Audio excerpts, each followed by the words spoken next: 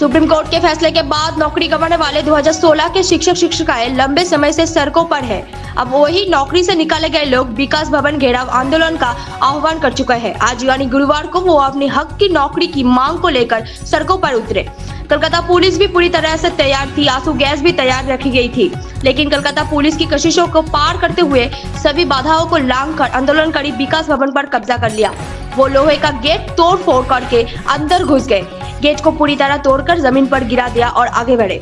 जैसे जैसे समय बीतता गया हालात और भी गर्म होती गई। आंदोलनकारियों की मांग है कि उन्हें भत्ता नहीं बल्कि योग्यता के आधार पर नौकरी वापस दी जाए। उनका कहना है कि रिव्यू पिटीशन को लेकर राज्य सरकार ने उन्हें कुछ स्पष्ट नहीं बताया, उसे सामने लाया जाए। उनका आरोप है कि उन्हें पूरी तरह अंधेरे में रखकर अयोग्य उम्मीदवारों की सूची विकास भवन में जारी नहीं की। आचार्य सदन की ओर से ये सूची तुरंत प्रकाशित की जाए। পরীক্ষা মানে তো আবার নতুন করে চুরি হবে, একদম 100% আমরা তো একবার আমাদের যোগ্যতার প্রমাণ দিয়েছি, আরেকবার কেন যোগ্যতার প্রমাণ দিতে যাব?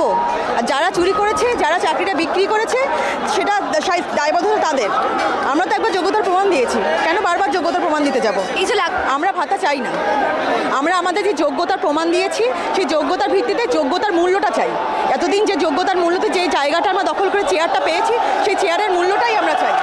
আন্দোলন করতে হয়েছে, তখন মনে হলো চাকরি পেয়ে যাক, ঠিক আছে। তখন আবার এমন সরকারের দুর্নীতি যার জন্য আজকে আমাদেরকে রাস্তায় বসতে হয়েছে। এই সরকার আন্দোলনের সরকার বলছে, আন্দোলন ছাড়া এখান থেকে কোনো কিছু আদায় করা সম্ভব নয়। আমরা সেই জন্য আজকে এসেছি। মুখ্যমন্ত্রী বিভিন্ন সময় বিভিন্ন যে একজন করাপ্ট পুলিশ অফিসারকে বাঁচানোর জন্য রাস্তায় বসতে পারেন, কিন্তু আমাদের সঙ্গে এখনও পর্যন্ত সেভাবে দেখা যেটা করেছিলেন তার মধ্যে কথা তিনি রাখেননি, বা আমাদের যারা প্রতিনিধি রয়েছেন তাদের সাথে কথাবার্তা বলে যে আমাদের আলোচনা করার কথা ছিল সেটা তিনি শিক্ষা ভবন রাখেনি। তার জন্য আমাদের পরীক্ষায় বসতে চাওয়ার তো কোনো প্রশ্নই নেই। পরীক্ষার আমরা পরীক্ষা কতবার দেবো? পরীক্ষা দিয়ে যোগ্যতার ভিত্তিতে আজকে আমরা শিক্ষক হয়েছি, আমাদের যোগ্যতা প্রমাণ করেছি। আমাদের যতগুলো স্টেপ হয়েছে প্রত্যেক স্টেপে ভেরিফিকেশন হয়েছে, সমস্ত কিছু কমপ্লিট হওয়ার পর আর এখন পরীক্ষার কোনো প্রশ্নই ওঠে না। आप देख रहे हैं न्यूज़ UNI।